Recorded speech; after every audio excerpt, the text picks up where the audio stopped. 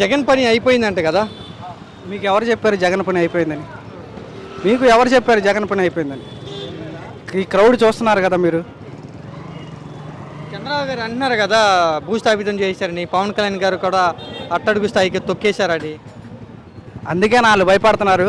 అసెంబ్లీలో మాకు 11 సీట్లే వచ్చింది. 1100 మంది అన్నాడు పవన్ కళ్యాణ్ గారు, గుర్తుపెట్టుకోండి ఈ మాట. 11 సీట్లు కాదు, 1100 మంది గెలిచామని పవన్ కళ్యాణ్ డైరెక్ట్గా అసెంబ్లీలో చెప్పాడు. చిన్న చిన్న కార్యకర్తలు కూడా చెప్పలేదు, డిప్యూటీ సీఎం పవన్ కళ్యాణ్ గారే చెప్పారు. అంత భయపడే వాళ్ళు అయితే 11 మందిని చూసి ఎందుకు భయపడ్డారు అసెంబ్లీలో? చంద్రబాబు గారు పవన్ కళ్యాణ్ గారు నెక్స్ట్ కలిసి ఉంటారంట, వైసీపీ రాదంటున్నారు కదా. వాళ్ళు ఇక ఎంతమంది కలిసినా చంద్రబాబు నాయుడు అనే ఒక వ్యక్తి తను ఈ రాష్ట్రానికి ఏం చేశాడంటే చూసి కాపీ అంటే ఏంటంటే ప్రతి పథకం చూసి కాపీ. అమ్మఒడి చూసి కాపీ. ఎవరిని చూశాడు? Free bus. ఎవరిని చూశాడు? శ్రీశక్తి పథకం పెట్టాడు. ఎవరెవరినో చూసి కాపీలు కొట్టడం కాదు. తన ప్రత్యేకంగా తను పెట్టిన పథకం ఏమన్నా ఉంటే జనాలలో చెప్పండి. ప్రతిదీ చూసి. ఏం కట్టాడు? 1500 ఇచ్చాడా? నువ్వు చెప్పు, ఇచ్చాడా? ఏది ఇచ్చాడు?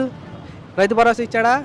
నా పట్టా చూపిస్తే ఇప్పుడు నేను జగన్ అన్నప్పుడే రిజిస్ట్రేషన్ చేయించాను. నేను ఆ రోజు నేను అప్లై చేయలేదు, ఈరోజు నాకు రాలేదు.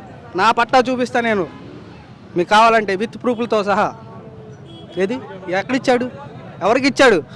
ఏది సూపర్ 6 సూపర్ హిట్ అని ఆయన చెప్తే సరిపోదా? మేము చెప్తాం 100 మాటలు. అవన్నీ జరుగుతాయా? నిజం మాట్లాడాలి. జనాల్లో నిజమే వెళ్తుంది.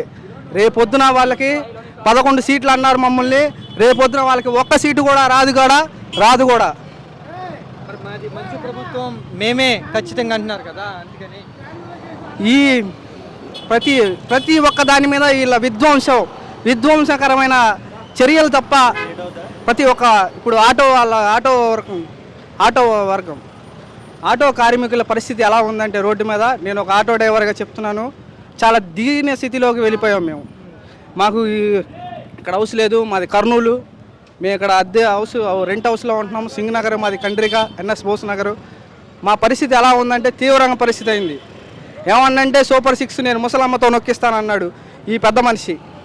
ముసలమ్మతో కాదు కదా, చిన్న కుర్రోడితో నొక్కించమని చెప్పండి పెద్ద మనిషికి.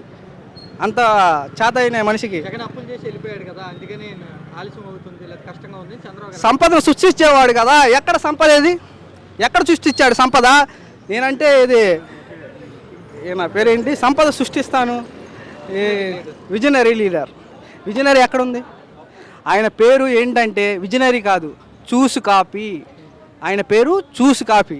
ఎవరిని చూసి కాపీ కొట్టాలంటే నేను జగన్మోహన్ రెడ్డి గారి లాగా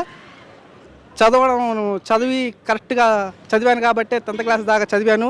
ఆయనలా చూసి కాపీ కొట్టింటే ఈ పాటికి నేను ఏదో కలెక్టరో, హోమ్ థియేటరో ఏదో ఒకటి అయ్యేవాడిని. పోలీస్ శాఖలో ఏదో ఉద్యోగం అన్నా వచ్చేది, కానిస్టేబుల్ అయినా అయ్యేవాడిని. చూసి కాపీ కొట్టడం రాదు కాబట్టి నేను 10th క్లాస్ దాకా చదివి ఆపేయాల్సి వచ్చింది నా పరిస్థితి.